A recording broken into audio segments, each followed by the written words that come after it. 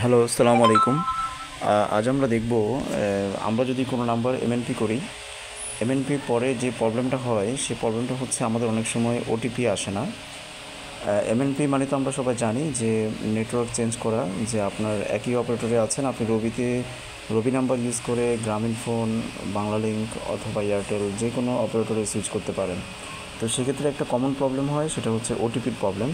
তো আমি দেখিয়ে দিচ্ছি বিকাশ এবং নগদের ক্ষেত্রে আপনি এই সমস্যাটা থেকে কীভাবে মুক্তি পাবেন এবং এই ধরনের কোনো প্রবলেম করবে না। বিকাশের ক্ষেত্রে প্রথমে আমাদেরকে যেতে হবে ডায়াল প্যাড থেকে আমরা ডায়াল করব *247#, ঠিক আছে? *247#, কল দিয়ে দিব। আমার পার্সোনাল সিম হচ্ছে বিকাশ। তো আপনি বিকাশ যখন মেনু বারটি আসবে, এখানে একটি অপশন আছে মাই বিকাশ, ঠিক আছে? 9 অপশনে আছে মাই বিকাশ অপশনে যাব।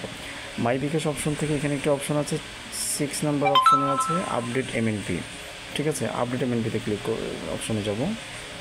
সেন্ড করে আপনি কোন অপারেটরে আপডেট করেছেন, আপনি রবি থেকে জিপিতে আসছেন, বাংলা লিঙ্কে আসছেন, টেলিটকে আসছেন, অথবা মানে যে অপারেটরে আপনি আসছেন ওই অপারেটর অপশনটা। আমি বাংলা লিঙ্কে আসছি, আমি 3 দিয়ে দিব। আমারটা এয়ারটেল সিম ছিল, আমি বাংলা লিঙ্কে আসছি।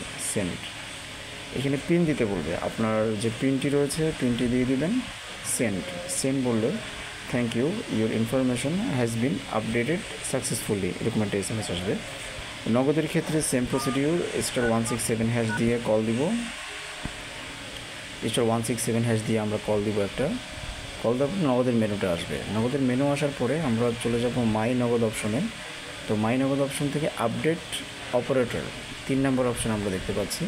আমরা 3 নম্বর অপশন সিলেক্ট করে দিব। আমি পিন দিয়ে দিব, পিনটা দিয়ে দিব।